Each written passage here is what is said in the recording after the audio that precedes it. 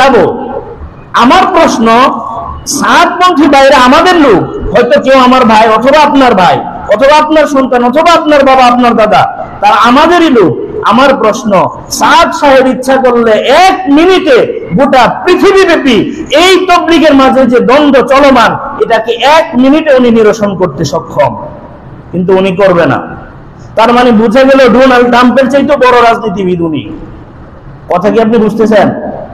যেখানে বাংলাদেশের মেজরিটি মানুষ, আমাদের রাষ্ট্রীয় ভাবে বলেন, যে কোনো ভাবে, আমাদের ইসলামিক ভাবে বলেন, আমরা জানি মেজরিটি মাস্ট বি গ্রান্টেড। যেহেতু মেজরিটিটা গ্রান্টেড হবে, আমাদের দেশের অধিকাংশ মানুষ, তাওহীদি জনতা, তাবলীগের ভাই, আলেম সমাজ চান না যে সাদ সাহেব আবার বাংলাদেশে আসুক। কেন উনি আবার নতুন করে আসার কেন আবার আওয়াজ উঠালেন? প্রশ্ন থাকে কিনা? এই প্রশ্নটা থাকে না? আচ্ছা, উনি তো এমন না যে আমরি হয়ে পৃথিবীতে আইছে, কোনোদিন মারা যাবে না, উনি মরবে না? উনি মরবে না? উনি মরে গেলে কি তাবলীগের কাজ বন্ধ হয়ে যাবে? আমি যদি মারা যাই এই মুহূর্তে, আপনাদের মসজিদে কি আর ওয়াজ মাহফিল হবে না? জুমার খুতবা দিবে না কেউ না কেউ? উনি চাইলে এই দ্বন্দ্বটা নিরসন করতে পারে। উনি যে সত্যিকার আলেম, এটা আমার ভাবতে কষ্ট হয়।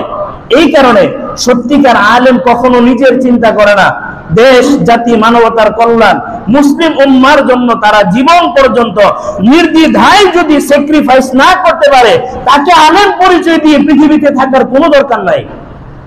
কথা কি বুঝেন নাই আমার? এটা উনি একজন বিজ্ঞ আলেম। তাবলীগ জামাতের অনেকগুলো কিতাবের তরজমা বাংলা অনুবাদ উনি করছেন।